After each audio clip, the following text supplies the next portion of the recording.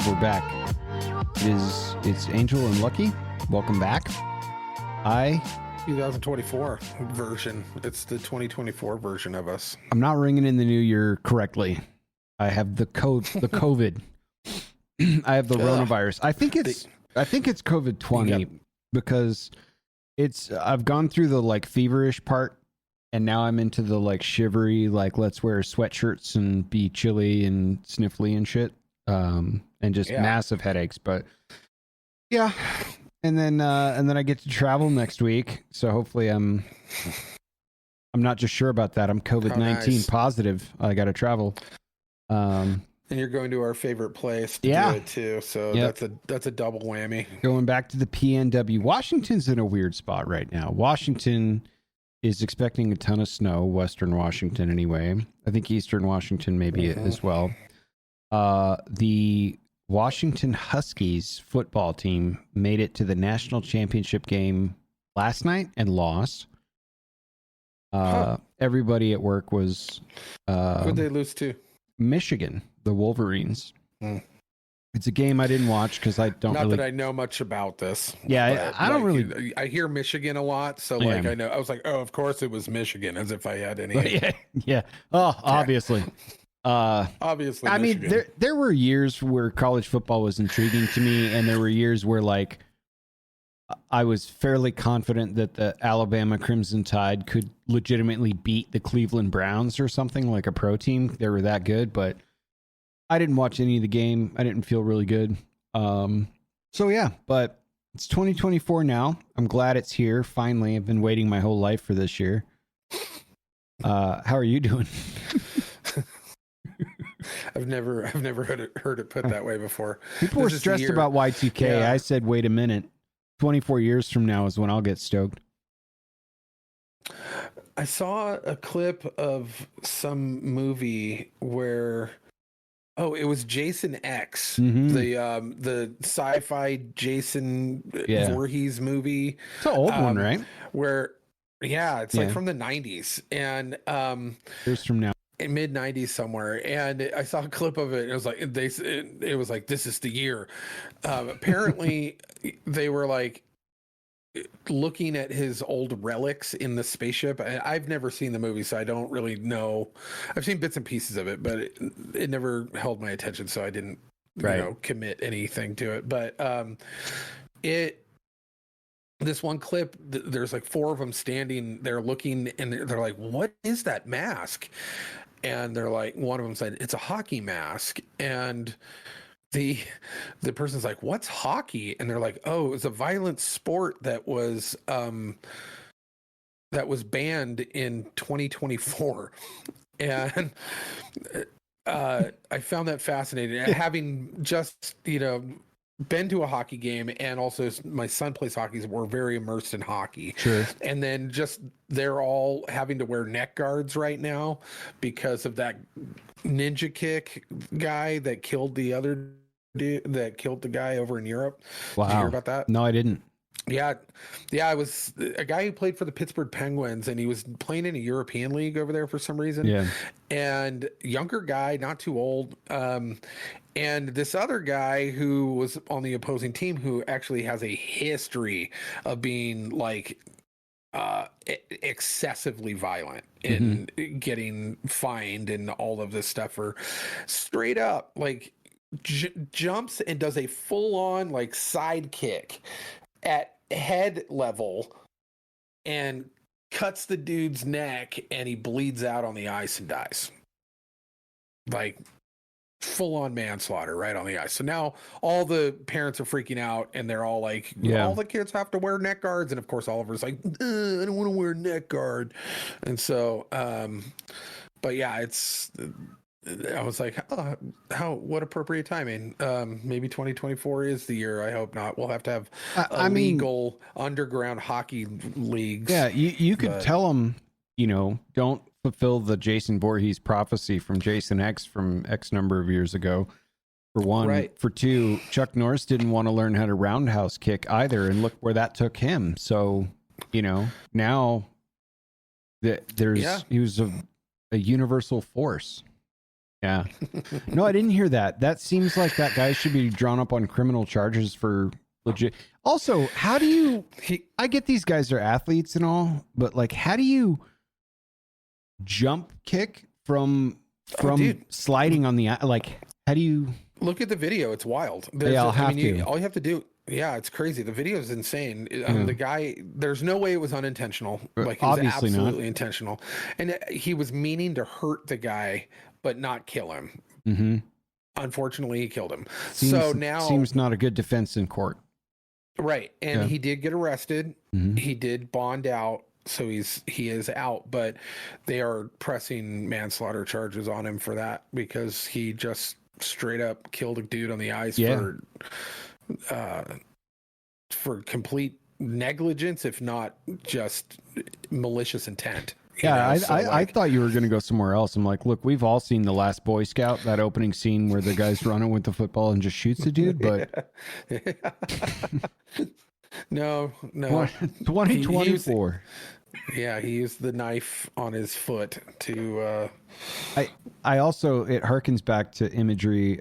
Probably a late night show. I was watching like David Letterman or something during the Tanya Harding, Nancy Kerrigan thing, and they like brought out an ice skate, and instead of a skate blade on it, it had like a regular kitchen knife on it that was like glued to the bottom of the boot and stuff. The Harding edition skates and stuff. Well, geez, it's clever. That's 2024. Crazy. Yeah, 2024. What do you got planned for this year? Like, you don't tend know, to man. be a planner. So my life, I've taken some time to build a plan, and then it took me a whole year to execute it to move. Right, like I went for a long drive, worked on the road. I was like, this is where we're gonna have to make some adjustments. I'm gonna have to make a plan for this.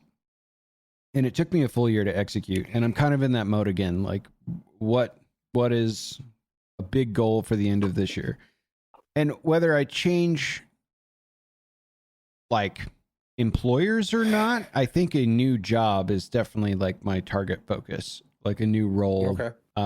So that's something that I've just, when you get to a point, man, when you not only have a strong distaste for going in and working, but also the person you are at or are becoming while at work, it's kind of time to maybe rethink, hey man, let's look at some other stuff that you're interested in continuing to pursue. Plus, it's where I'm at is kind of has a pretty low ceiling as far as career advancement's concerned. So I think that's in focus. There's personal goals. Definitely want to figure out whether or not I want to get into like formalized track racing on the bike. I think that would be good. It's something I've also wanted to do for a while. I'm not very young, so I don't think I don't think I would have like a career in it, but it's like more like club racing and stuff. It's stuff I've always wanted to check out. Plus, it's a pretty safe environment. The problem is when you're by yourself, if you take a spill, it's always weird because no one, that's why I don't do cross-country motorcycle trips alone, because like if someone runs me off the road, no one's going to find me for months. You know what I mean? It's like, hey, he hasn't checked in a while. So there's some like logistics to go through, but because I mean, at this point, due to work and other factors, and also just the state of the world right now, but those circumstances set aside, you've been in this new home and in this new city for a little over a year now. So, but you've been essentially importing friends and importing situational hangouts, essentially. You don't, other than some friendly neighbors that you're not really spending a whole lot of time with, other than on the occasional summer weekend. You don't really have a peer group down there as of right now. I mean, it will probably build over time, but your lifestyle does not really, outside of like motorcycle clubs and stuff like that, which you have not yet fully ventured into there, or car clubs or anything like that. you don't really have a social circle at the moment. Right. And so getting into this basically motorcycle racing club, essentially, if something were to happen to you, it would be strangers taking care of you, more or less. Yeah, pretty much. Yeah. So until one of us came from out of state to come help you. That's kind of it. It's like, I've planted roots now, and the whole first year was not being able to go out much, had a lot to focus on getting the house livable, have to get the infrastructure right, need drinking water, blah, blah, blah. Lots of expenses. Now year 2 is kind of like, I would very much like to start living, Yeah. And like, I'll still have travels and stuff that I have to do that are work related or whatever. But ultimately that's the 2024 I'd like to put in focus, is like, hey, let's find some of the stuff that I'm interested in doing and actually do them, Well, do you also think that maybe the new occupation might lead into that a little bit too? Like, you don't have a social circle with it, and you're not the type to really socialize with coworkers. Right. But I think that's kind of environmentally. Yeah. Like, good it's reasons more for so that. environmental. Right. Absolutely. Yeah. So, but given a different work environment that might be more cohesive to your kind of ethos of thought and lifestyle, that maybe you might be able to branch out a little bit in the friendship realms of coworkers and such, maybe a little bit, and then also add in other kind of supplementary groups such as the motorcycle people and stuff like that. Yeah, for sure. Like the middle of this year is when I'm going to start to kind of plug into local politics a little bit more. Like, I actually have time mapped out for that, which is good. Because I think, like, to the things that your wife is doing, just being knowledgeable about what's going on in your own town is kind of, you and I are very much in agreement. That's where a lot of the stuff really starts. That's where the important things happen. And it's nice to get plugged into net new changes that are coming up. So that's on the menu as well. But realistically, it's so that I can kind of start living a little bit and like exploring, more of how to do that. Because if it were up to me and routine kind of reigns supreme, I just bury myself in work and I'll just have books on tape or podcasts on loop, and I'll just do that for months on end. I'll come up for air and be like, oh, you haven't left the house in like 4 weeks. It's not good. Right. So those are the kinds of things that I'm looking forward to, more or less, coming up this year. That, and, just trying to figure out like what is the next goal that I can put into focus. Like, I would like a little me time this year, my summer abroad. But other than that, just trying to put those into focus, I think, is really important, because I'm just flat out not stoked at where I'm at work. Like, I have a pretty good track record there, which is great, but I'm not happy with what I'm doing at all. Like, even close. So, yeah. Yeah, and it seems like, although it's been building for some time, in the last 6 months, it has really kind of boiled over to a point where it is not something that I see happiness in you or fulfillment in you anymore. It's just collecting a paycheck and getting through it is really kind of how it feels. And that's especially, I think, for a man, there is a sense of purpose in what we do. And when we feel like there's purpose, we feel fulfilled. Even if it's not paying that much, it doesn't really even matter what the pay is. That there's oftentimes that the value and the purpose of the work that you're doing, or the environment that you're in, if you feel fulfilled in that, there's a sense of accomplishment and pride in that, where if you've lost that, it doesn't matter how much money they're paying you. Like, if you feel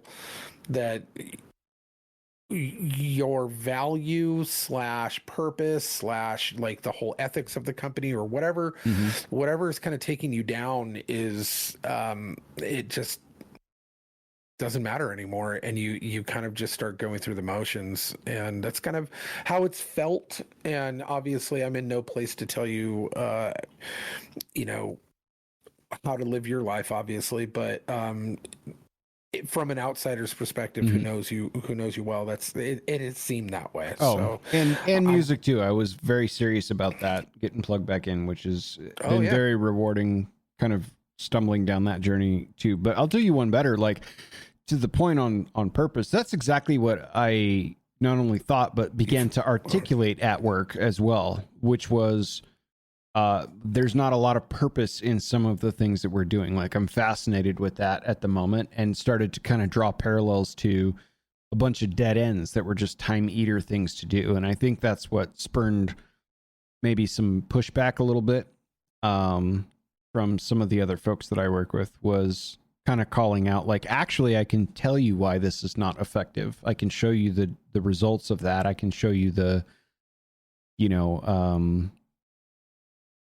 results and the proof, right? The proof is kind of there. So I think that's kind of what started it, was like me actually articulating, like, there's not a lot of purpose in, not everything, but a lot of the things factored around our job that I'm doing. So I think that's kind of where a lot of this got started, is exactly what you said. I just spoke up about it. So oops. Yeah. Yeah. Well, that's good. And I'm glad that you're also pursuing music too. And I think you'll find, like I said, fulfillment there. It's always been a part of you that you have always kind of put on the back burner for pursuit of other things and survival. Yeah, absolute survival. Yeah. So, so I'm glad that you're in a place now where you feel comfortable, that you've got the space to be able to do that, to be able to kind of explore that again, and that you've got the inspiration to do it. I'm glad that that's there. So yeah, but that's pretty much it in a nutshell. I can articulate more of that, but I don't think anyone wants to sit through Angel's life story for the next X number of minutes. But how about you? Do you have any, like, 2024's here now? I know that it's probably harder with adult children to map out the next 5, 10, 15, but knowing that they're adults and that they're going to be moving quickly into the next phases of their young adulthood, what does that look like for this year for you? Any big plans or? Not well. One of the things that is on the agenda for me is I would like to move out of this house. I just signed a 5.5-year lease for my shop, so that's not going anywhere. But this house is drastically overpriced for rent, and so as a way to help my finances, I'm hoping to move the family into a similar sized unit, and not too far from here, actually, that is got a better yard. They're friends of ours, so they'll allow us to, like, garden and have chickens if we want, stuff like that. And love our dogs, love our kids, and have no problem, but it's a dramatic rent decrease. And so that's one big goal for me, which I hate moving, but if it's gonna cost me $1,000 or less a month, I'm absolutely down to do that. So as far as throughout the year, I've got a couple of big kind of key points that I want to do. 3 of them specifically is I'm going to try to get my son in braces this summer. And then I've got to go to Washington, D.C. for my cousin Victor's wedding, and that's in May. And then in the middle of June, from what we've now decided, the middle of June to about the 25th or 26th is when we got to be back. We're going to come down and visit you. And then we're going to go to Lake Havasu for a collective hangout time with my father's side of the family, because the viewers may not know, I did not have a relationship with my dad from the time I was 6 until I was 27. Mm-hmm. And so, big gap, no contact, stuff like that. Since then, it's been awesome. Right. We've had I've a met really your great dad. relationship. Yeah. Yeah, he's a good dude, but he lives in Indiana, so I don't get to see him very much. And he was removed from my life for 20 years. So like I didn't have that same hard wiring Right. as he is. The like I am closer to you than I am to my Sure. half brothers and sisters out there, and that due to just time and exposure and being understanding and coming up together and having that life together. Where him, it's like I love him and there's no doubt about that, and I miss him and I wish we could be closer, but he doesn't come to the front of mind like my sister or like my mom or Right. like you, who I've been around for all that time, and I feel guilty about that. There's one thing that, which the guilt shouldn't really be on me, but it is because I'm that kind of guy. But the other thing is that I have a grandmother who's still alive, and she lives in Lake Havasu, and I have 2 aunts that I haven't seen since I was 6. Mm-hmm. I've only seen my grandmother one other time when we went out to visit. She happened to be there, and Oliver was like, I want to say 4 or 5 when we went out there. Yeah. So, and that was the last time I saw her. And so there's aunts that are going to be there, my Aunt Kimmy and my Aunt Karen, and they have kids, my cousins that I've never met. And so all of my brothers and sisters and all of my cousins and aunts and uncles and everybody and my grandmother are all going to gather. We're all planning to gather. And that's going to be really cool. Yeah. Yeah. So, and then, they've never met, a lot of them never met my kids. They've never met my wife. They've never met me, so it's going to be kind of a huge thing for the family. And I think there's only going to be like really one opportunity to do this, before my grandmother isn't with us anymore. I mean, she's still pretty spry. I keep seeing videos of her dancing around in the kitchen. So like, she's doing pretty good, but like, you never know. You never know and I don't want to waste it. I don't want to not take that opportunity. So that's on the horizon. And then just, I don't know, kind of work stuff, but I don't have anything that really, like life changing. Yeah. Like hallmark achievement stuff that you're going toward. Yeah, Kate's gonna stick around for a while. She's she got a new job working at the coffee stands, and she's loving it. So she's just now starting to make tips and is actually having a really good time. But Oliver's still got a couple years of being a kid, and we're totally cool with that. But Kate is kind of starting to veer off and venture into the realm of adulthood, and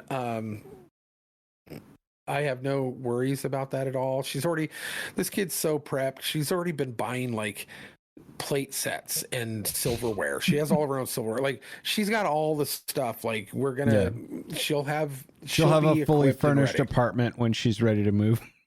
Right. Unlike how we always did it, where we like stole forks from like restaurants and stuff like that. But yeah, no, it is, curbside couches. It's clean enough. Throw it in the apartment. Yeah, she's going to be way more prepared. And, I'm looking forward to seeing kind of what this year has in store for the both of them, but it's from more of a guidance and observational standpoint than it is a like active participant at this point. But yeah, no, I think 2024. I mean, honestly, weird to hear. Really, that's all. It's just weird to hear. Like, yeah, I don't know. I still think of them as wee small. Like, it took me 10 years to get to the fact that you had kids. Mentally, when I think about it, kids, and then like it's now I still think they're little, like, they're not. I know. Yeah, and that's the thing, is that we're not alone in being a little on the shocked side when I came into fatherhood. And it happened immediately too. It wasn't like I got married and we had a kid within that year. So Right. it was, we did not wait. And, but it was, I think for a lot of people who knew me for a long time, they were kind of split down the middle on that. They were like, either this guy is going to have a family and kids, or this guy's going to live on my couch forever. Like it was like Yeah. one of those two. So our friend Patrick to this day is still shocked that I'm not some punk rock hobo somewhere. Right. So, but the door guy at the local venue tattooing on the side kind of thing. Right, exactly. So that's kind of, I think, what he had early on predicted my future would look like. But besides that, I think what is really going to probably dictate a lot of both of our plans, and I think actually in conjunction with the rest of the country, is the 2024 political cycle is going to get bananas. And it's already ramping up down here with the solicitation calls and the door knockers, and like people still do that in neighborhoods down here, you know, and that's wild. It's like, wow. Yeah, it's heating up. Oh my God. Gonna be... So you said I want what is this about? Flights. Like you so brought it up prior to the show, and I had seen a clip of it, but I didn't understand what was going on, and I was doing other stuff, so I just kind of went, if it's important, it'll keep blowing up a little bit more. But so I'm gonna go from memory. So take this fact checking opportunity as it happened, and I'm telling the truth, but grain of salt with the numbers because COVID brain right now. Right. I do know it was Alaska Flight 1282, and basically this flight took off from Portland, Oregon, and it was headed to a smaller town in California state, like San Jose or Ontario, something like that. It was Ontario, which is just south of Orange County. It's in Orange County, but there's John Wayne, there's LAX, John Wayne, and then Ontario, and that's a little further south, and that's where it was headed. I do remember that. Yep. So there's 117 people on board, and about 20 minutes into the flight, they were at 16,000 feet. I think the story would have been way different if they were at 38,000 feet. But one of the bolts blew off of a Boeing 737 MAX, and so the door by the emergency row just blew out of the plane. So the force was enough where instantly cabin pressure changed, and instantly the oxygen masks dropped from the top, and the kid that was sitting right there had his t-shirt ripped off of his body. That's how much the pressures. So he's fine wearing a mask, doing a thumbs up, no shirt, red marks under his armpits and stuff where it was just yanked from his body and thrown from the aircraft, and nobody else was hurt, and everyone safely made it down. They immediately started descending, turned the flight back, and emergency landed where they took off in Portland. And I get this notification like immediately after purchasing my flight for work to Seattle, and I'm not an Alaska mileage person. I'm a Delta mileage person, because the only reason is because the Alaska terminal's kind of a bitch to get to. It's Terminal 3 at McCarran, and Delta's over in Terminal 1, so it's easier to get in and out of with an automobile a lot. But you still have to like ride a train and do escalators and put a blood sample in and all this shit just to get to your gate, which is a nightmare. But absolutely crazy story, but it gets better. It's the same aircraft that, if you remember, there was one that killed a bunch of people because it just failed and immediately nosedove into just outside of Jakarta. And then again, there was an Ethiopia flight number, I can't remember, that also crashed, all within the last like 3-4 years, and it's the same aircraft. So when the Jakarta one happened, I remember that all of the airlines collectively grounded the 737 MAX. This model of aircraft was collectively grounded. Yeah. And the only other thing I find interesting is that the flight we're discussing, 1282, was just safety certified like a month before this flight, like fresh out of certification. This one. and the door fucking just blew off in the middle of a flight. And it wasn't, again, high altitude would have been a massively different situation. Like we would have lost some people. But there's people like with oxygen masks on, just holding their phones up, trying to record stuff around them and behind them, trying to figure it out. There's one dude that's like, you can see him. He's got a puffer jacket and he's just zipping it up and half the plane's missing right next to him. And he's just kind of like, you know, it's like a row or two up and he's just sitting there like looking at a city he's about to land in and stuff. And, craziness. I mean, this whole pods is a story after story of absolute craziness. But yeah, I was going to try and slide a jab in at Portland or something like that. But I just can't. Like, that's horrifying. And flights are like way safer than cars, I think, on like mathematical averages. Yeah, right. Yeah, that makes sense. But the fucking door just blew off. And like, thank God that the flight crew was like super calm and cool, and all the passengers stayed really calm, and everyone was just like, yeah, that sucked a lot. Nobody was hurt. So why was it? I thought you like weren't all of these aircraft supposed to be grounded, and why was it not? Like 3-4 years ago when the Jakarta one happened, and which I think was after the Ethiopia one, and it was the same model aircraft, they grounded them all so that they could all be certified like worldwide. If you have this model of airplane, it's not flying. And if it wasn't worldwide, at least the FAA in the United States grounded them. And they went through a bunch of like double, triple check safety inspections of like 2 planes in a matter of a couple of years, like same model. What's going on? Now this is the 3rd one. So they were grounded. They were re-released for like, hey, okay, everything checks out. There's no methamphetamine on this Metro bus. And then it got to 16,000 feet and said nope and just shit itself. And the door just came off. Yeah, the door just flew off. So yeah, I presume when the investigation's done, and it'll take weeks, I'm sure, before the final investigation's done. They'll go through the black box recorders and the whole 9 yards and the manifests and piece it together. But I'm sure they'll ground that plane again. Isn't this the one where the black box recorder was erased? No, the Jakarta flight was recovered, or no, it was the Ethiopia one. No. I think it's this one. Oh, this one. Yeah, I don't know. Yeah, there's a whole like big scandal going on because they secretly took the black box recorder and erased a chunk of it.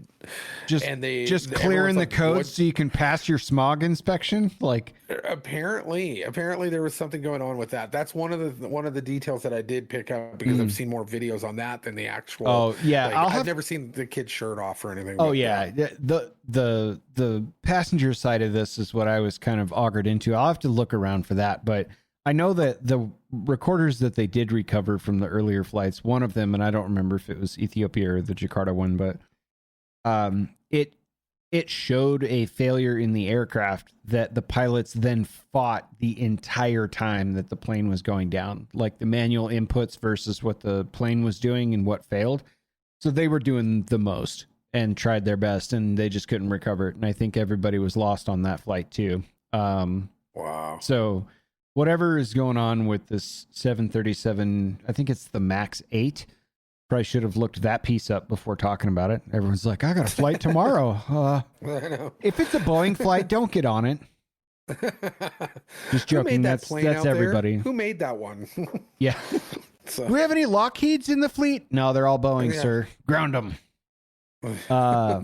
Yeah, just absolutely nuts. But it was the irony I found super ironic because it's like, couple of years back when I had a birthday and I went to check the mail and I got like the AARP welcome like sign in. I'm just like, fuck you guys. I'm not there yet. As soon as I booked my flight, it's like this breaking news about the door flying off this Alaska flight. Oh, know about this. And I got to go up to the Northwest. Can we just sidestep? Just don't even go over Portland. I don't want any of that on me. It's all cursed. Yeah. Get it away. Yeah, so that was kind of an interesting thing. We'll probably follow up on that one because now I'm curious to know if there's some fuckery going on with the black box. Well, the first flight that I'm about to go, or that I'm going to go on since COVID, I haven't flown since the COVID lockdowns, is going to be in May. Yeah. Yeah. And I've never had a fear of flying before, but I'm a little anxious about this one, and I don't know why. I've been thinking about it, and I'm like, ooh, I don't know if it's just the stigma of like the bad taste left in my mouth over the masking and vaccines and all that, of having to have that to fly, and just all the videos of all of the chaos that goes on at airports and people fighting on planes all the time, and just all of that, then mixed with the idea that there has been a severe lack in the employment of pilots and of crew and of staff, and it is terrifying to think that corners may be cut due to budgets and all of that. And no, it's bananas. The one thing you'll probably still experience, and hopefully level heads will prevail as time goes on and we re-normalize from the lockdown stuff, just the intense amount of self-entitlement by the passengers is outrageous. Like, we didn't have anyone like speaking up or screaming, but I've flown 10 times since like the stop of COVID, like in the last, I don't know, 13 months. And just idiocy. Like, well, I pre-ordered that and I expect it, and like, well, they're out. We don't have it. You know, what are you going to do about it? And just people bitching and back and forth and pushing out of the way. And it's like, oh my God. I had one guy, like, flight attendants locking themselves in, preparing for takeoff, and homeboy's like, I gotta piss. So he just gets up. We're on the runway. We're like about ready to start speeding up. We're like sitting. We're all alone. Planes are waiting on us. And he just marches up to the front, and like, the flight attendant's like, bro, sit the fuck down right now. So we had to wait, and then they had to go count heads, and it was ridiculous. Plus, that's a kind of a long flight. Hopefully you don't have massive layovers. Is it a direct for you? I don't know. Haven't looked into it yet. You gotta book them still. Yeah, it's get a late flight if you can get away with one, where you're landing early in the morning or something, or late at night so people are asleep. I like those. Yeah. I like red eyes. It's dark. So. People are quiet. You know, they're probably took pills. Let them be. Yeah. Yep. That's how I prefer it too. And I mean, just even in normal circumstances, if I'm doing a long flight, I want the time travel flight where I go to sleep and wake up and I'm there. See, I can't sleep on planes, but I'll tell you one thing, man. The flight not to take, don't be like this guy. I highly encourage you not ever fly out of Las Vegas, Nevada on March the 18th, early in the morning. Day after. Oh, man. St. Patrick's Day. Just the groundswell of zombies. Just, you could smell them. Just trying to figure out, where am I? What flight am I on? Still wasted. I mean, dry heaving on the plane. I saw it all. I saw everything. Especially this year, I think it's on a Saturday, or maybe it's a Sunday. I think St. Patrick's Day is on a Sunday. Yeah, if I'm not mistaken. I'll have to check. It was brutal, it's my though. wedding anniversary, so I should remember that. But you got the date. That's fine. Yeah. Did you see? Have you seen this video? Have you seen this video? I saw this video, and I mean, it's been going around. But can we talk about and I think it was in your neck of the woods, if I'm not mistaken. Yes, it was. This guy who is getting sentenced for domestic violence situations. Did you watch the long view version of that video?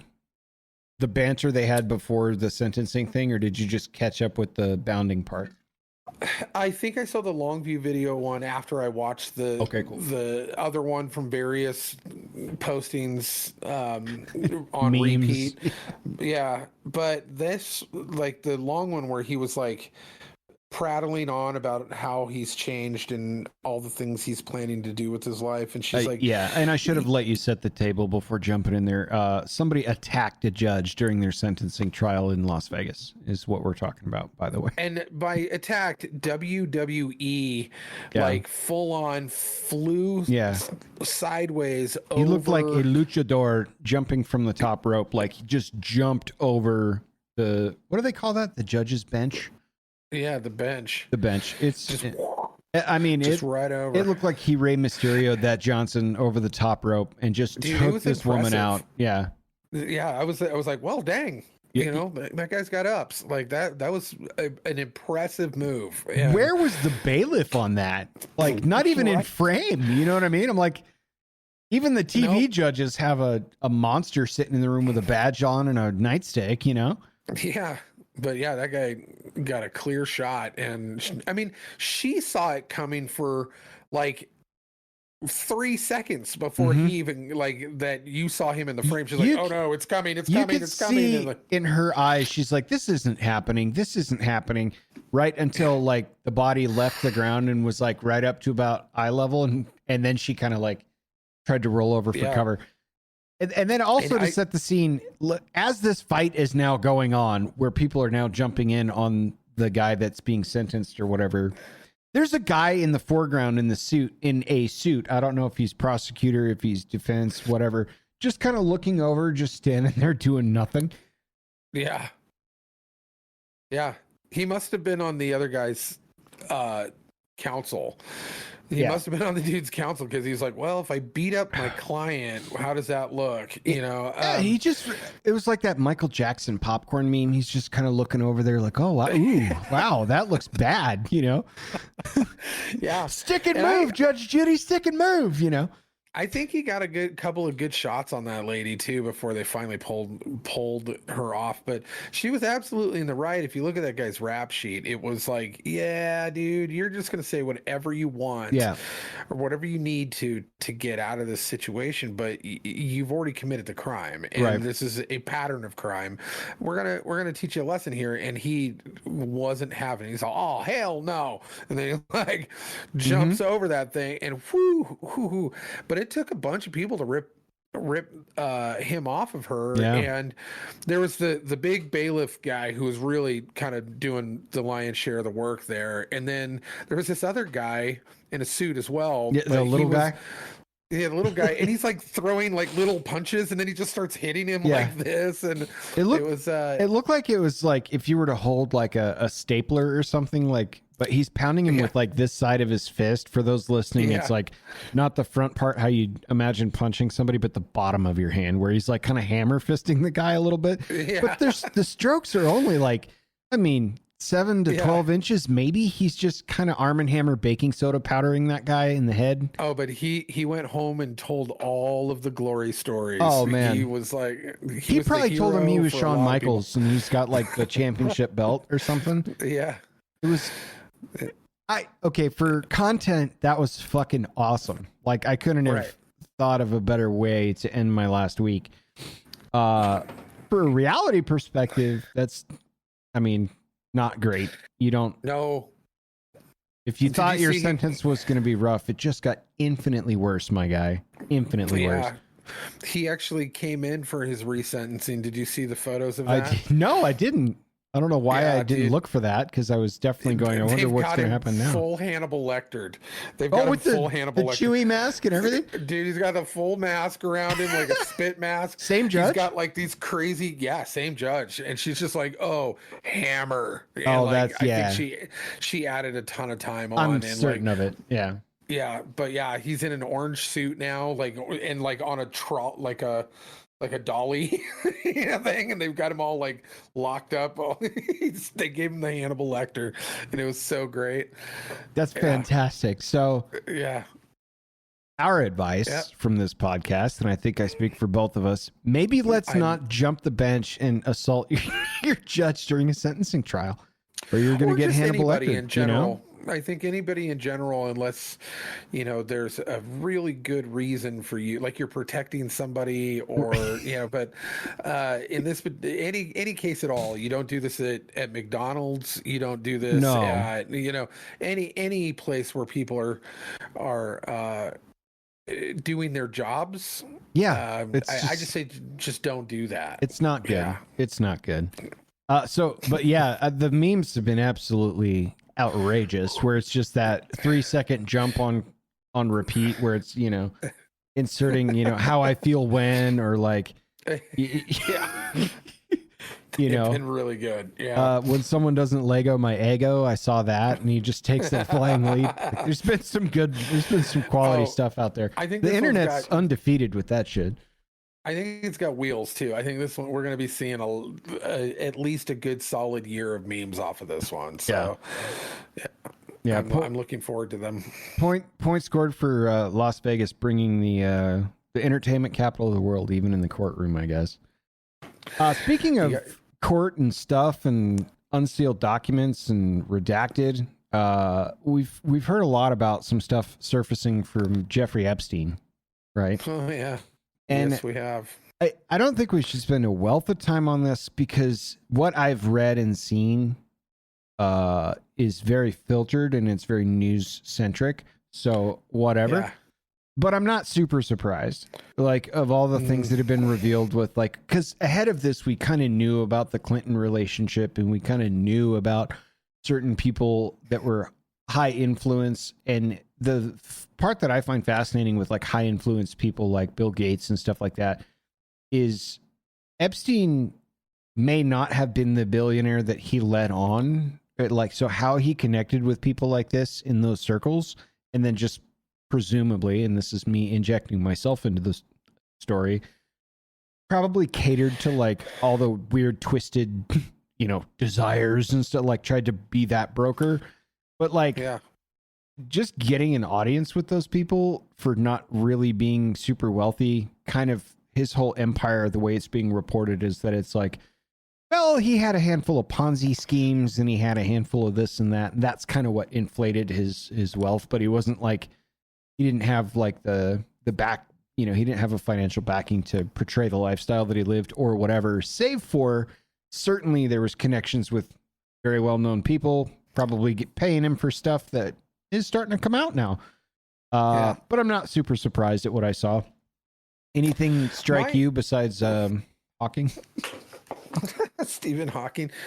Speaking of memes, oh my god, dude! Oh, those are screaming hot. The memes about. Have you seen the one with the long-haired dude in the wheelchair, just like going underwater, like just like doing flips underwater, trying to get Stephen Hawking trying to get to Epstein's island?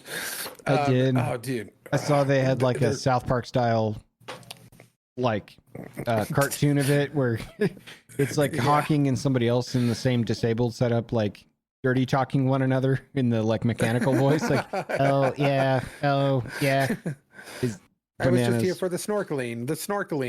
I was just here for the snorkeling. But there were people there that are allegedly talking about like what people like Stephen Hawking wanted them to do and different stuff like that, like the little person. And I don't know if you saw all that. Yeah. But it was just like, my God, man. So the whole thing, I think there was probably specialty reason, things there, but really what the whole point of the Epstein stuff was, and like, you're right, he did not have a lot of his own personal wealth. Right. But what is being kind of more than speculated, and it's definitely in the realm of like people understand this as the reality of what it was. Obviously an operation it was a blackmail operation, and what most people understand it to be is that he obviously had ties to the CIA, some even say to Mossad and some other agencies, where they could get leverage on people but I don't think anybody was going out to that island that didn't already know what was going to happen there. But I think, or at least didn't know at least the reputation at the very least. Right. You can't,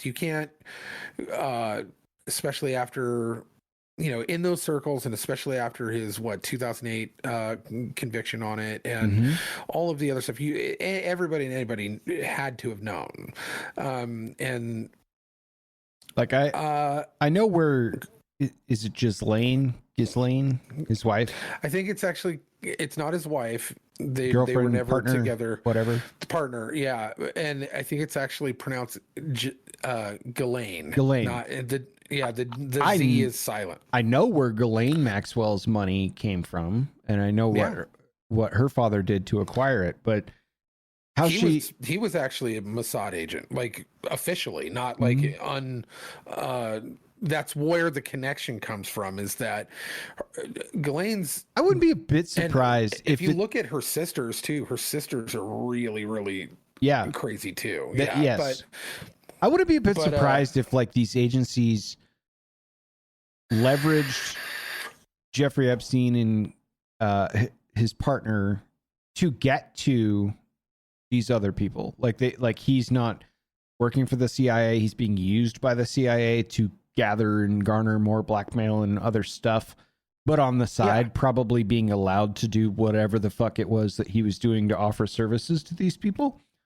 Oh, yeah, for sure. Right? Like, I don't think he was a CIA agent, in my opinion. I would imagine he was probably just being used by them for the same blackmail and information on powerful people. Oh, yeah. He was an asset. Oh. Basically, after his 2008 conviction, which he was already kind of in that world anyway, he was already doing all this stuff, and they caught him, and they were like, oh, we're going to give you a slap on the wrist, but guess what? You're an asset now. And all of the information that you get, you're giving to us so that we can put it on file so that if we ever need to use it. That's my assumption, is like, hey, here's the book we could have thrown at you. Instead, you're going to work for us, and we're just going to throw a little book at you. Yeah. Yeah. So I don't think he was an agent. I think he was an asset. I do too. And so, that being said, there's more tapes coming out. There's more information coming out. The newest ones that just came out, apparently there was videos of Bill Clinton that came out.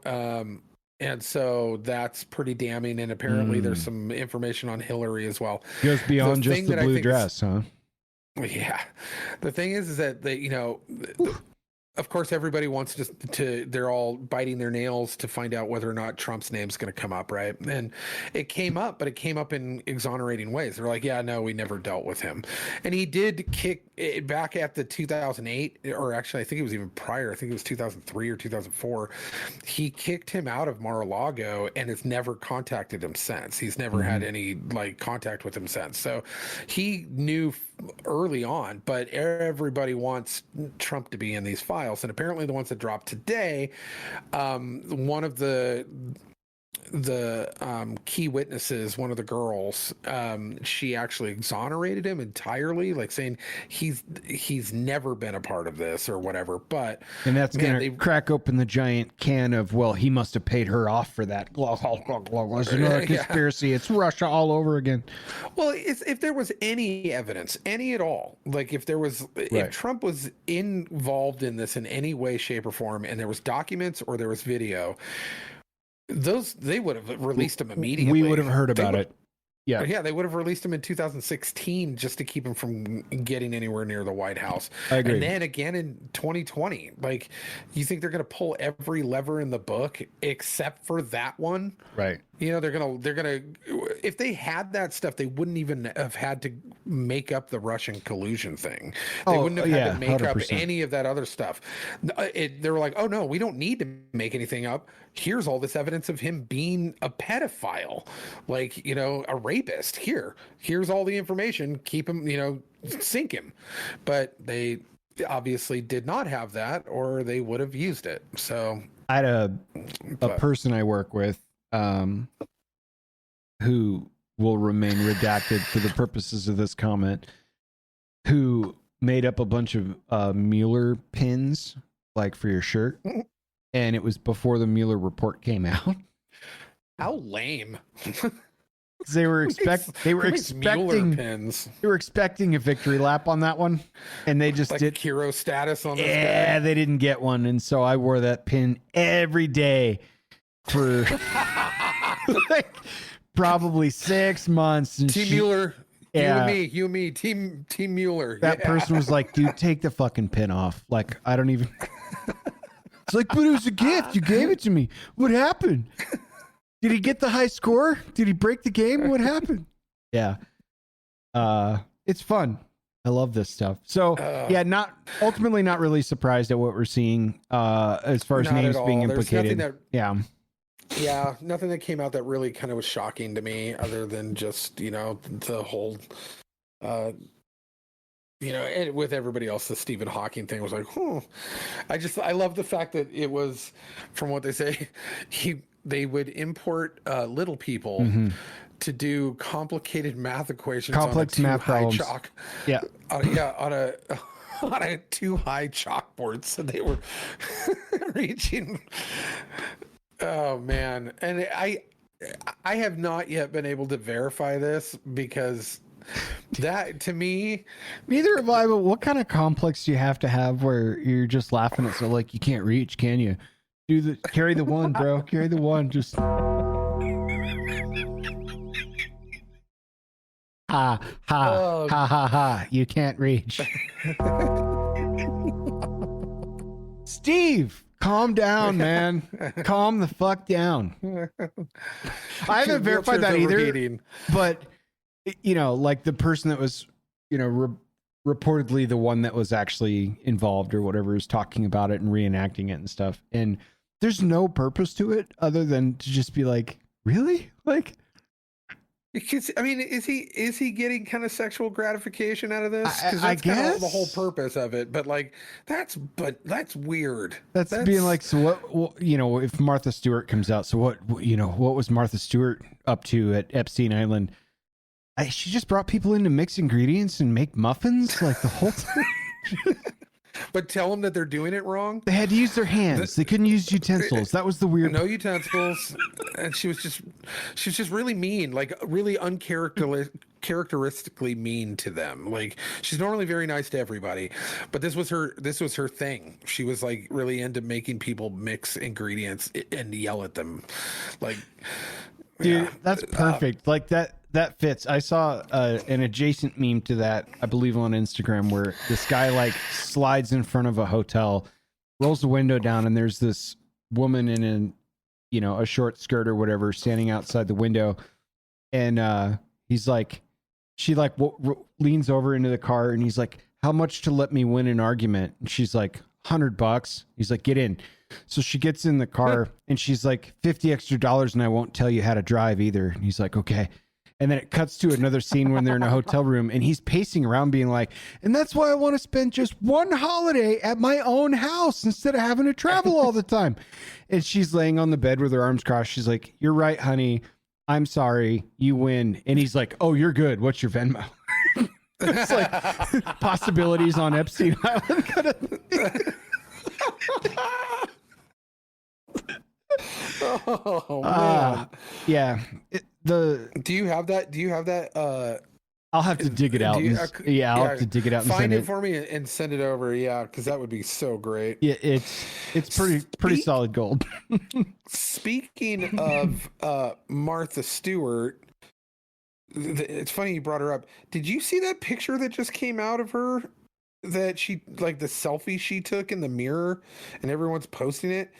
This lady's 82 years old, and she posted this thirst trap picture, and it's wild. She's standing in what looks like her bathroom mirror. I'm looking for this photo because it's crazy. She's like, she posted on Thirsty Thirst Day on the interwebs. Dude, look at this. I just found it. Here it is. Well, we're doing this in real time, everybody. Yeah, I'll hold it up to the camera to see if you guys can see this. Wow. What's the point of this? I don't know. She's 82. Is that like a new evening wear line she's about to launch? And why does why does she have a bag? What's the strap in her hand underneath her phone? For those of you listening, and we appreciate you. She's wearing like a nightgown with a little shawl type of jacket piece over it. And she just took a picture of herself in a bathroom mirror. Martha Stewart 7 or 80 or selfie, and you'll be able to find it. Yeah, even the caption says Martha Stewart 82 posts thirst trap in lace nightgown. Wow. Yeah, it's crazy. This lady. Good week for TMZ, huh? Yeah, no kidding.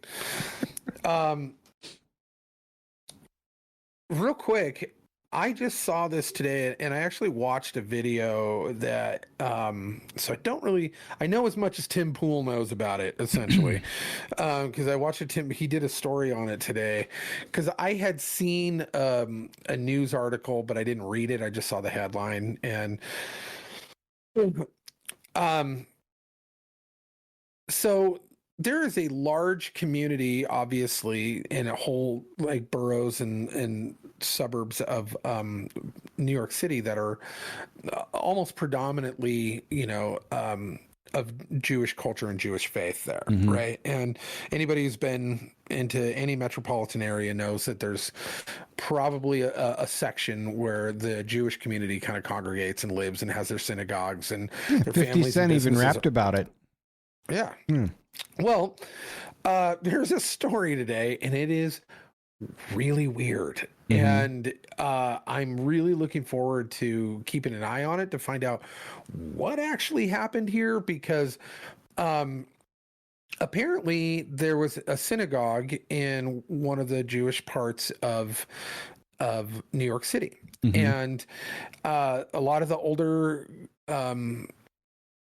members of the church, a lot of the older men, started to do had to renovate something, and correct me if I'm wrong in the chat, but this is kind of what I gathered, is that they went to go do a renovation of some kind. And when they did, they found a hole where a tunnel under the building had been burrowed, and looks like it'd been there for a while, and that they were actually working on tunnels under New York City going from what seems to be synagogue to synagogue. They being other members of the synagogue? Yes. Yeah. The young men of the synagogue. So the older Jewish gentlemen were just like, you can't do this. A, it's illegal. B, it's super weird. And C, it's sacrilegious to do this within the synagogue, and you didn't have permission to do any of this. D, that's how you get roaches. Right. Right. And so they hire a construction crew to come in and start filling in the tunnels, like pouring cement down there and going, no, we're not doing this. Without really actually, from what I understand, really exploring the explanation as to why they were digging these tunnels and what they were for. But then that's the part that gets me. Don't you think you'd want to go look at what's down there? What are you guys burying down here? Yeah. Right. The old guys didn't really want to, apparently, but then when the construction company came in, they had to kind of survey what was going on down there. Yeah. But as they came in, an army of these young Jewish members of the synagogue and Jewish community came in, and they were all a bunch of young dudes, and they started protesting and like pushing back and stopping the construction from happening to protect these tunnels, and like flipping furniture and all sorts of craziness. And then the cops showed up, and they were having to arrest these guys because they were fighting the police about protecting these tunnels. And so the police and everybody decided, we got to go down there and find out what they're protecting. So they go down there, and it's just weird. It's so weird. There's just like, they have video footage of them going through the tunnels, and there's all of this weird stuff. They're finding like mattresses, like soiled mattresses, what looks to be like big blood stains on these mattresses, and all sorts of stuff. And you would think that if it was just their,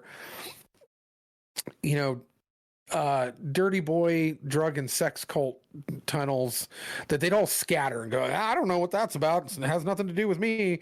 But they all like came together to protect it in this really odd way. It's weird behavior. It's also, where did they put all that dirt? Oh, it shows. It's all off to the sides. There's just soil all over the place. Oh my goodness. Yeah, so they pulled some of it out, but then they started finding that there were people down there. There's people down there. There was Jewish guys down there in like the full black suits with the black hats and the curls and everything, and they start running and scattering in the tunnels. And then they've got film of guys like popping up from like well crafted like secret escape routes, sewer plates in the streets, and this guy like pops up these bars, sets it to the side, and it's perfectly cut so his body can slip right out of it. And he pops up, and this guy with the camera's like, what the hell? And the guy like is the Jewish guy's shielding his face, and then scampers off into the street. and it's just bizarre. It's just, and they're like, the guy just popped out of the street. A like, man came from the earth just right there. Yeah, like a Ninja Turtle. It was bizarre. And so, and so they don't really have any answers now, yet. This broke today? I think it broke yesterday. But okay. But I saw the story today, and Tim Pool reported it on today. And so I'm fascinated. The synagogue and that organization of that kind of sect of their church actually put out a statement, but it was really kind of vague and did not really explain anything. It was just like, thank you for the community coming and helping us and being behind us on everything and da da da da da. But like, there hasn't been a police statement. They haven't done an investigation statement. They haven't there's been no explanation as to what the purpose of the tunnels were for. Meanwhile, the Catholic Church was very excited to take a breather on the bench for a few minutes while the rest of the world looked at the synagogue before getting thrown back into the starting lineup. Yeah, they're like amateurs. Those are weak. Those are weak tunnels. Like, exactly. Yeah. Oh, finally, with your tunnels, somebody else is being looked at. Jesus Christ! Yeah. No, I heard nothing of this until the pre-show meeting. I'm very eager to take a look at what's going on with this tunnel system, and perhaps I didn't know what to call it. I literally, for my notes, I wrote down Jew tunnels. Right, the Jew tunnels in New York. And you're like, did that say Jew tunnels? And yeah, I had to ask. Let me explain. I was like, wait, what is this? What kind of tunneling is this? So, yeah, I mean, do you know how many of the younger men were arrested? Like, was it like I don't. There was at least a couple dozen, from what I understand. That's kind of what they implied, is that there was multiple arrests. Because the videos are crazy. There's a ton of videos, and they're just like fighting cops and like flipping tables in this giant synagogue, and like flipping over all the pews and like trying to barricade around the tunnel area so that they can't get. I mean, it's wild. It's really like crazy. When a frat house gets busted up for gambling, illegal gambling or something, they just scatter. Right, except for they all scattered. These guys like huddled around the hole and were like, "Don't come near our hole." And like, it's how do you not know? I mean, if it's a really elaborate series of tunnels. Yeah. How long were they at this, and how did you not know that was going on? They all would have had to have like volunteered on non-synagogue days to go dig tunnels for some secret reasons.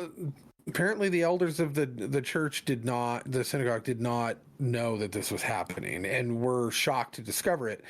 Now, as far as motivations go. I know, right? But because they were the ones who were trying to fill it in, and before the construction company and also the cops even got involved. It's not like the city found it.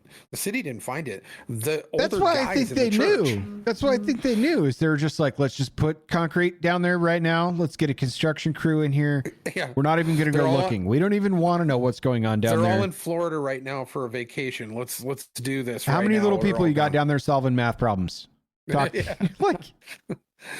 Well, and the only thing, the motivation that I was trying to think of a motivation of like what would cause them to, instead of scatter from crime, defend it, defend it, right, to a point of like showing their faces and defending it. Unless they knew there was like a bunch of people down there that could have got buried alive, but I mean, that's also we don't know what we don't know. True, yeah, right.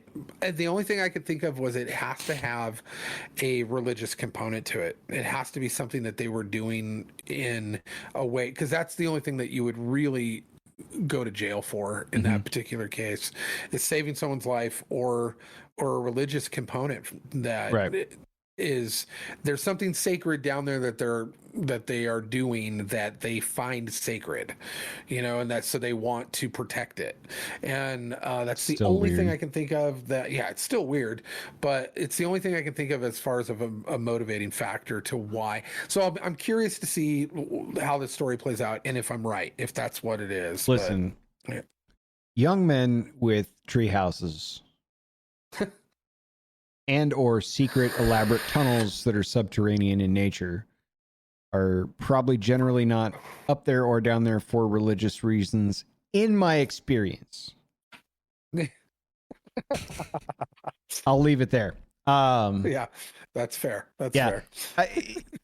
What a weird start to 2024. I can't wait. I can't wait for the rest of this year. Yeah, maybe bath salts will make a screaming comeback. Who knows? Ooh, that would be cool. I mean, it sounds like anything goes at this point. Yeah, big old. Have you ever seen that crocodile drug where it just melts flesh off people's bones? And I stuff? have. Yeah. Yeah. Maybe we'll get a good surge of that somewhere. Yeah. Listeners, I don't know. Hang in there. We're off to an interesting start. We'll say that much. I think 2024 is going to tell 2020 to hold its beer. It's always the start of an election year too, isn't it? Where it's just the absolute nuttiest stuff. Yeah. It's almost like I don't think we're going to have an election. Yeah, right? Yeah. Almost I don't think we're going to have an election. Well, I mean, if states can just pick who's on the ballot. Right. We've covered that. I don't want to relive the glory days. We're going to move on with some good pop culture.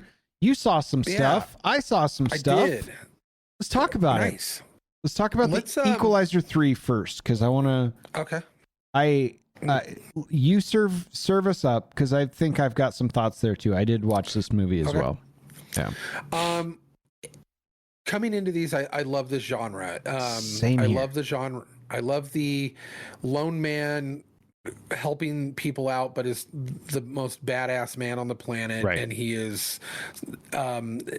goes in and wrecks house. Like it's all that good genre Samaritan version of Jason Bourne, basically. Right. Yeah. Exactly. Yeah. And I love that genre. It is brain candy for dudes. It is absolutely you don't have to put a lot of thought into it, and you can empathize with the lead character, and there's just a lot that goes on psychologically that I just really enjoy, but it's in its simplicity too. I think the simple nature of that kind of plot line is and the Denzel part. Like, if it was a movie that was 2 hours long of him just reading children's stories with eyeglasses on, I'm probably still in. I love Denzel. Me too. Yeah. And so he is up there with Gary Oldman for me as far as like, if they're in it, I'll watch it kind of thing, you know? However, the Equalizer movies have been great. One was phenomenal. Two was nearly as good as one. And so I just watched 3. It just popped up, and I've been excited for it. I wanted to see it. And this one was a little different for me.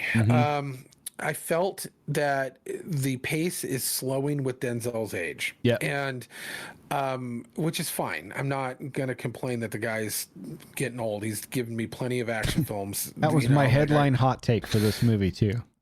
Yeah. It's like it felt a hell of a lot slower, and I think it's because of Denzel. Yeah. Yeah. But it's like what I came to realize about 2/3 of the way through the movie, the big overarching plot of the villainry was kind of convoluted, and it didn't really matter because bad guys were bad guys, but like with bringing in the CIA and everybody else, it didn't really make sense. Like they kind of like jumped through those scenes. Right. I think they wanted to just make a movie in that location. That's because exactly my second hot take. Yeah, I felt like the whole thing was centered around the village they shot it in. Like, because they fucking wanted to be there. Somebody vacationed there and said, let's do a cool action movie here because this place is unworldly. Right. And it really was. Like, that was kind of the star of the movie, was the village. It was beautiful. It's a real place. And, but it was, they brought in like mafioso, mafia stuff, and even the mafia guys weren't really intimidating all that much. Like you kind of felt like they felt like English soccer hooligans more than they felt like mafia dudes.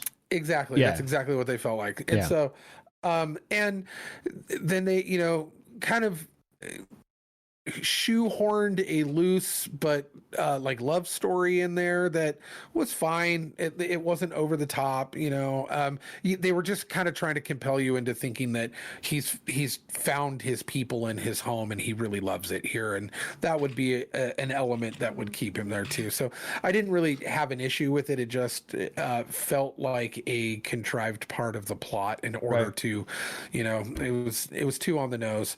But it was there was good parts and there was good scenes. There just wasn't enough of them strung together for me to actually say it was as good as 1 and 2. Yeah. I think that we got more implied death than we got to see him actually kill in this one. Right. Like, Yeah. the whole first scene, like he gets to kill a couple of people in front of you, but he killed 30 to 40 people prior to you even being brought to his character. And that's kind of how it felt throughout the whole thing, but it wasn't terrible. Like Equalizer 4 is where Denzel takes on a nefarious book club. Yeah. That's probably, if 4 happens, I think it'll probably have the nature of that. Yeah, I think for all the reasons you stated, because those were both my hot takes. It's for all of those reasons, I would give it 1 out of 2 megs on the pop culture score here. But it was very enjoyable, and I'd still recommend it because I like the whole series, and there's little nuggets and a handful of callbacks and stuff like that. But by and large, it was a showcase of Mediterranean Village, and then it co-starred Denzel and that girl that was in one of the vampire movies from back in the day. What's her name? The CIA girl that's Dakota Fanning. Dakota Fanning. Yeah, am I right? She was in one of those Twilight movies. She was, yeah. But it's actually, the interesting part about that is that actually this is a come together where Dakota Fanning and him were actually in a wonderful Tony Scott film called Man on Fire. That's the only one I haven't seen. Oh, Denzel. Dude, if you want to see a movie that fits this genre perfectly and gives you all sorts of awesomeness, watch Man on Fire.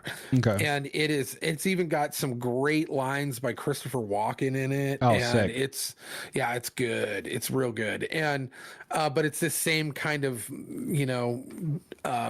but set in like South America. Okay. And she was a little girl in that, and she's the little girl that he was hired to be a bodyguard for.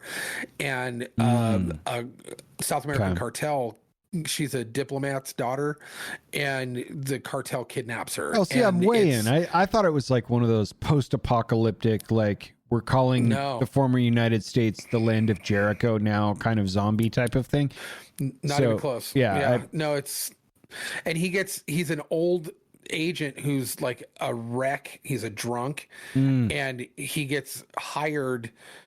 And he was like a super assassin, crazy guy, but he's down and out, and he gets hired to be a baby. Who directed that one? Man on Fire? Tony Scott. It sounds like Tony Scott wrote that part for Sylvester Stallone. All right. Yeah. But he ended up getting and then she gets kidnapped. So then he becomes, he lights a fire on him, and he actually has to go find her and goes through a massive killing spree and it's a fantastic movie. But awesome. It reconnects those two actors like 20 years later. There you go. So that's kind of what everybody was like, oh, Dakota Fanning is in this as a CIA agent. But that makes more sense. Yeah. So that's the only reason she was even in that movie. But the rest of it didn't even make sense that she was in there just for that. All right. So you said it was a HBO Max miniseries called The Curious Case of Natalia Grace. Yes. Now, I knew nothing of this story. I also have HBO Max, so I'm definitely going to try and check this out. But lead us through this, because I know nothing about this. So a couple of years ago, there was a news story about a couple living in the Midwest, and they had a couple of kids of their own, and then they adopted this little girl from the Ukraine. And Everything seemed hunky-dory, and then no one paid attention to it until it got brought into the news that they had dumped her off in an apartment. Mm-hmm. And she was living on her own in an apartment, and it became part of the legal process that got newsworthy. Sure. Well, through that, the news reported to everybody that there was speculation of whether or not this Ukrainian girl was actually 8 years old, 6 years old when they adopted her, but that she was actually faking it because she had dwarfism, and she was faking it. And that she was actually like 19 or 20 or 22, somewhere in there. And they had all of this evidence to prove that she was actually not the age that she claimed, and tons of witnesses to her behaviors and all of these things. And so they got her age legally changed to 22 and then put her in an apartment. And it's fun that you can just do that. Like, I'm going to legally change my age to, 10 years ago. Right. Well, they got doctors to sign off on this. And it's so they made a series where finally, years down the road, after all, and the dust hasn't fully settled yet. There's still some big questions on this, but it is a wild ride. It is really cringy. Like, the adopted father is the weirdest dude ever. He's hard to believe. Even when he's telling the truth, he's hard to believe because he's just that weird. The adopted mom does not come into the picture. So this is a docu-series. They're talking to the real people. Okay. Yes. Wow. And the little girl, Natalia, after it all comes out and this family finds her at the second apartment, she gets kicked out of the first one. So to the second apartment, finds her wandering the streets, going to this GED school that they're forcing her to get her GED at 8 years old or 9 years old or whatever. They pick her up and they're like, "This is bizarre. What are you doing?" And they bring her home and they move her into their family, and there's like 11 kids or something. And the guy ends up 11. Yeah, they got 11 kids. So wow. They take on this other little girl. Sure. And she's lived with them to this day. But the guy and the wife that found her, the guy ended up becoming a pastor, and the wife and they live in the hood too. So it's like, but they had brought her on and adopted her when she became an adult and stuff. But the original adoptive mother, Christine, she actually is not participating in this process at all, because they have all of the video and photographic evidence to prove that she was kind of the mastermind behind the whole plot, that she is a absolute psychopath and completely crazy and should be in jail.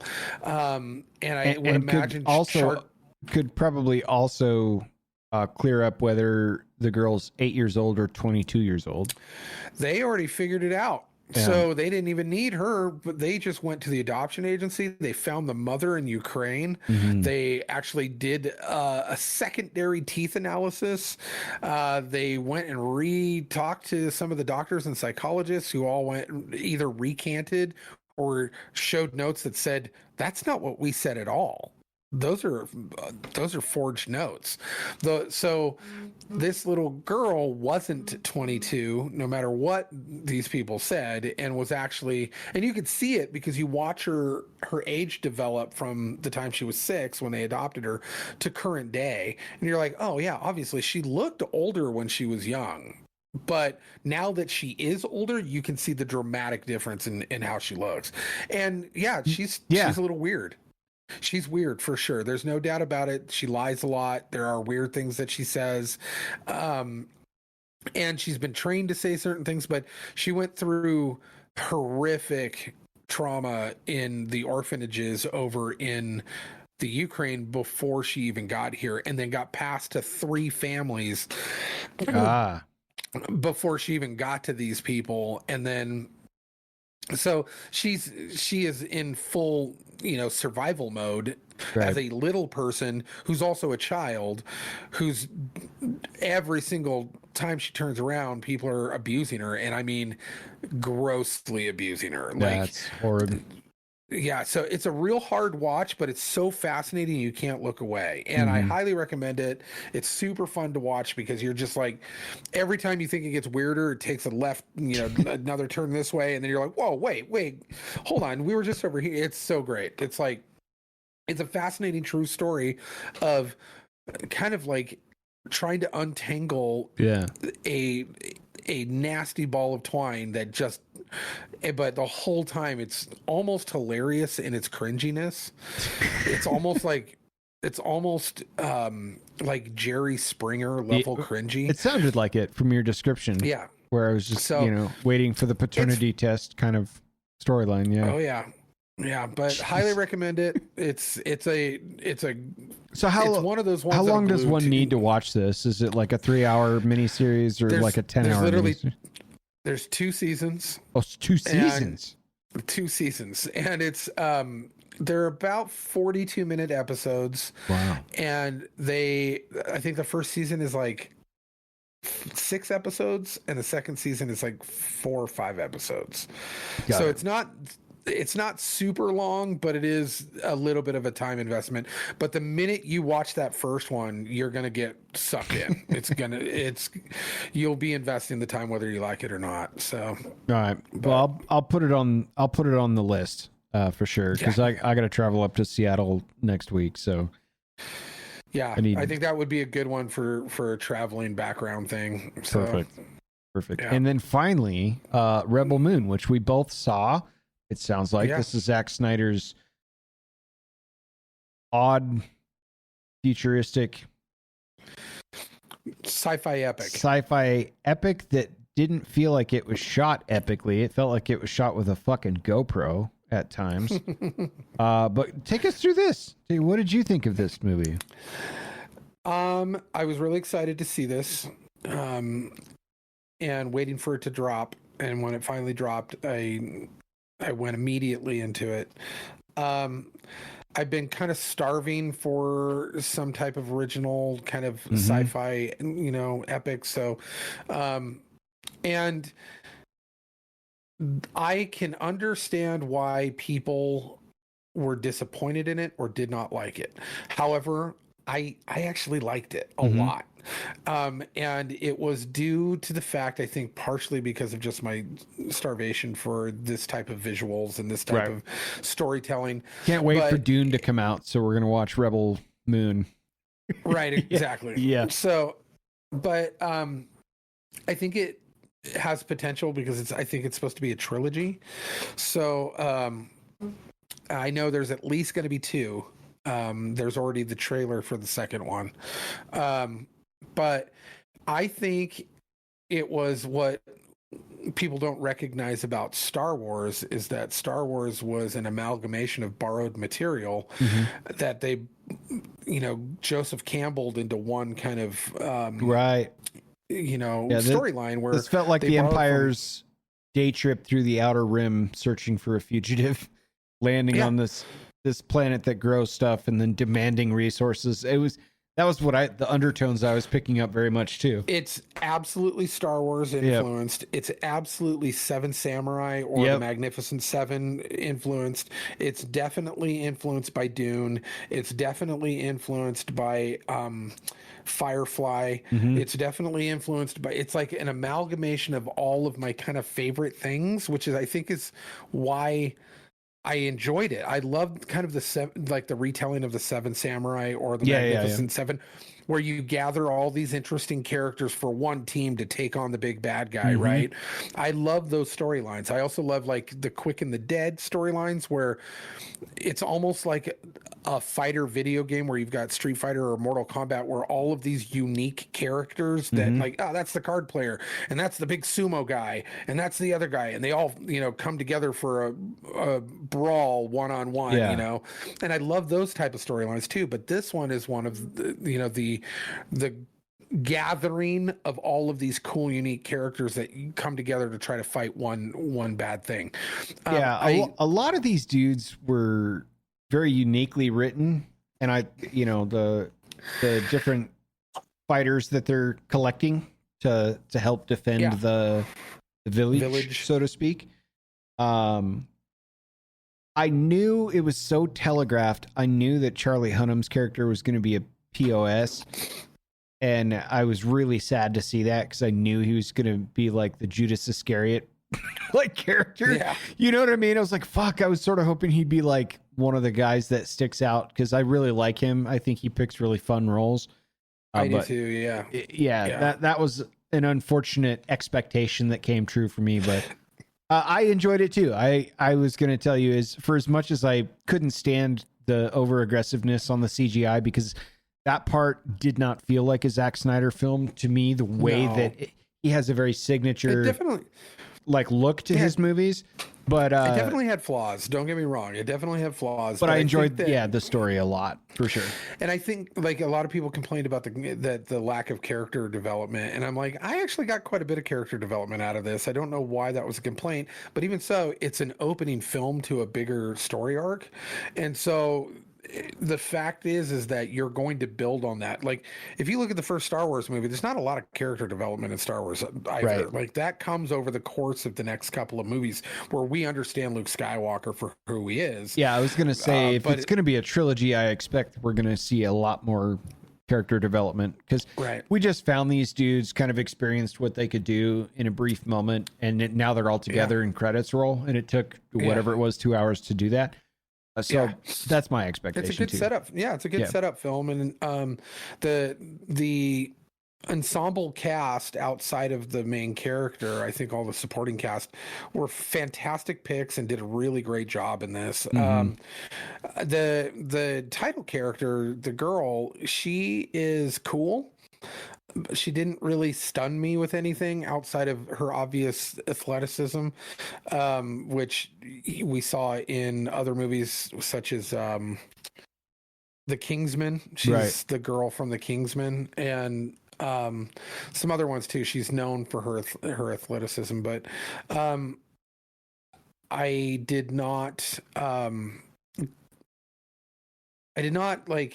I wasn't drawn to her character very much. As they started going on and they kind of were explaining her backstory, that made me more kind of understand, I was like, okay, you're actually a really cool character. They actually wrote you out instead of just making you girl boss, and I liked that. So, but I liked the creature development. I liked the kind of absolute cat tip to the Mos Eisley Cantina. There was no way that was not completely designed that way, but it was fun. I had fun from beginning to end.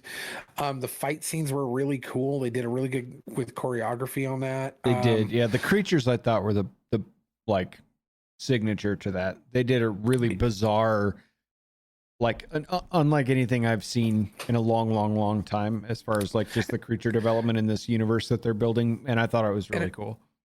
I really thought it was cool too that some of it was actually practical. It wasn't digital. It was practical, like creature development, like in the bar scene, which is also a nod to the Star Wars universe. But yeah, I think that I'm looking forward to number 2, and number 2 will probably make it or break it for me. Like this one was a good setup. Let's see if they can spike it with the next one, and then the third one will only matter if depending on how the second one goes. Yeah, right. So yeah, it'll either be like cool epic sci-fi chapter 2, or it's going to be like a CW show. That's like, oh, right. They keep getting me with cool concepts, and then it's like, this is a teen show, isn't it? Fuck, it is a teen show. Speaking of teen shows, this is something that I did not bring up on my list, but it's something that's absorbed most of my time. I'm actually in season 3.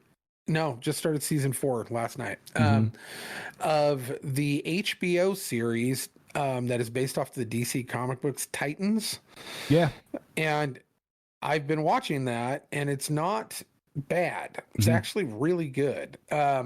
It's very adult. It is definitely not from the DC comic book universe as far as the overall tone and language and violence and all of that. There's a very R-rated tone. I've never heard Bruce Wayne and Dick Grayson drop so many F-bombs. You know, little Gar, who's the I wanted to call him Changeling, but he's not. Beast Boy. You know, all the characters that are from the Teen Titans Go that are like these little cutesy cartoon characters, and they're all just dropping F-bombs and like banging each other and stuff like that. But it's not gratuitous to a point where it's just like, oh, they just wanted to make all these comic book characters have sex with each other. But it is really entertaining. So, and I'm in the last season right now, so I'm enjoying it. So, did you ever watch The Boys? Oh yeah. Okay. Yeah, I was like, that's one I think you'd get a kick out of. Speaking of gratuitous. Yeah. They don't pull punches on that one at all, but I was like, that's the show he would really, really like. Actually, I have sitting right over here in this little black box that's right there. The Carl Urban playbook in there. Well, I actually have The Boys #1. Oh, nice. And I've had it for a long time. Nice. So, but The Boys comic book by Garth Ennis, like it is, like the TV show, they had to tone it down compared to the comic book. The comic book was nuts. Yeah. And the TV show, as nuts as the TV show is, like it's not as crazy as the comic book. Pretty savage. Yeah. Yeah. Now, but the show's great though. I'm actually enjoying it. So. I enjoyed that too. The one that I thought was visually just outrageously awesome. It's probably the best visuals thing I've seen in 5 years. Is Neil Gaiman's The Sandman. And I haven't seen any of that yet. Oh my God. It is like it's just like a symphony for your eyes, the way that all the CG comes in and the way that they tried to like make real the dream realm and stuff, and they didn't overdo it in certain areas, but the characters that are all part of the ethos of I think it's Morpheus, I think. Morpheus. But all of the sub characters that he's related to and the rest of the realm of heaven and hell, they got, so the gal that was in Game of Thrones, she's really tall and blonde, and she plays the axe swinging, whatever. Yeah. She's popular actress. I really like her a lot, and I can't remember her name. She was also in Wednesday as well as the headmaster at the school. Anyway, she plays Lucifer in that series, and she does a fucking awesome job at that. And like, I think you would really, really, really enjoy that. So check that out. It's a Netflix. It's on Netflix. I believe. It's been on my list, but I was actually waiting to hear other people watch it first because I do not. To be honest, I was afraid it was. Yeah, I don't come from the graphic novel, so I can't tell you like if you're setting yourself up for disappointment there or not. I've seen bits and pieces of it, and I know that you do come from that ilk, so you probably have really high expectations. I was not disappointed with campiness or shadowiness, or it felt really good. The dialogue was awesome, but the visuals are fucking crazy good, man. The cool thing about Neil Gaiman, and especially that particular storyline, is that it's loose enough of a world that you can kind of play around with it and kind of pull stuff from a couple of the different storylines, because they're so ethereal and not like rigidly grounded to any source material. Like it's supposed to be that way on purpose. So I'm okay with them playing around in that world a little bit. What I was afraid of was that they were going to overwoke it, and it was just going to be like a punch to the face every episode of wokeness. And I was just like, I just want to enjoy like a cool gothy, dream world comic book show without being preached at about something. So you're going to get that for sure. Okay, cool. There's not over the top, surprise, Kathleen Kennedy's behind it. Like, oh no, like there's, Even Titans has a little bit, and it's so subtle that it's not really even that subtle. It's actually pretty in your face, but they don't focus on it, so it doesn't overtake the story. Like they don't like turn to the camera and go, all of these people are beautiful trans people or whatever, and so like it's background noise, and so it doesn't affect the storytelling the way a lot of that kind of over the top wokeness tends to do, where they make it the focus rather than the actual situations at hand and stuff like that. But give the first 1 or 2 episodes a look. I think you really enjoy it. Like I watched all of it in 2 days. I was just like, next, what's next? And like just hammered through the whole thing. I did that, I don't know, 7-8 months ago, it feels like, but it's really, really good. I think you get a kick out of it. Well, I will definitely put that on the to-do list very shortly. So nice. Well, I feel like that's all we had on the notepad anyway. I don't know if you got more to go or. No, I think I'm pretty sure I got everything out. All the fucking weird stories we could find this week. Yeah, my brain's tired after this episode. I know, and you're home alone too. You'll get a chance to relax a little bit. I'm gonna try and get over this COVID business because it sucks. Yeah, I got to travel next week, so next week I will be probably 10 to 12 hours a day in the office. We probably won't have a show next week because I'll be remote. But right after that, we'll probably come back swinging. Reconvene. Yeah, I think there's 1 or 2 more guests that I'm trying to line up as well, which I think will be fun conversations. And that's about all I got. It's 2024. Before I shut down, I also just remembered that I might have something not. Let's see. It might be next week as well. I think it might be next week. Yeah, I'm pretty sure it's next week. I got the honor of being selected for jury duty. Oh, let's go. So let's go. Yeah. So I will. I might be kind of indisposed during that time frame. Or we're doing a live show from a courtroom. Yeah, I highly doubt they're going to select me due to the questionnaire, and some of the questions that I had to answer were like, are you close with law enforcement? Right. And I went, yeah, I'm actually pretty good friends with the county sheriff. Right. So, yeah, I don't know if that was a disqualifier question or not, but it can, and it also can not be as well. But it's for a regular old standard jury duty. Yeah.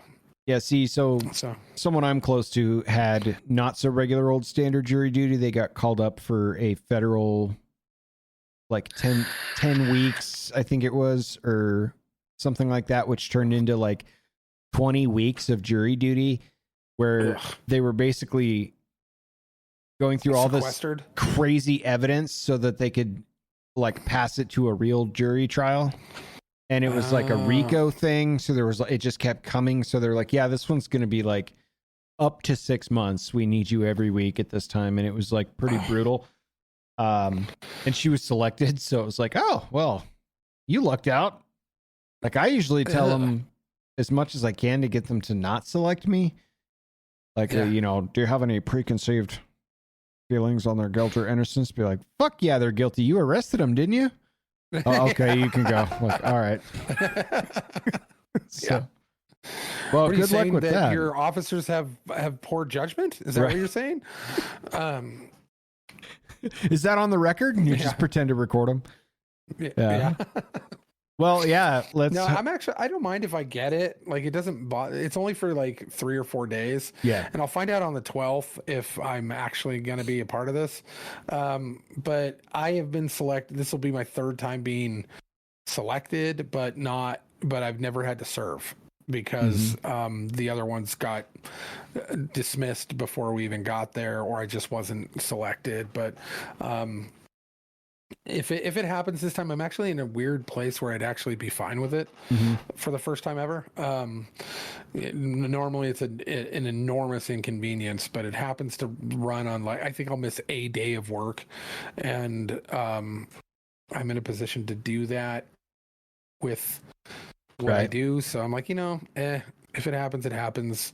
I'll sit on a jury and throw fish, but yeah. Awesome. Well, good luck with that. Let us know how it turns out. Cool. If we don't have back-to-back week offs, we'll probably see you week after next. Certainly when I get back from traveling, we'll have more content coming your way. You can listen to us on Spotify, iHeartRadio, everywhere you go. We're probably there. It's Modern Relics Podcast. I think it's also Modern Relics Podcast at gmail.com. So Happy New Year.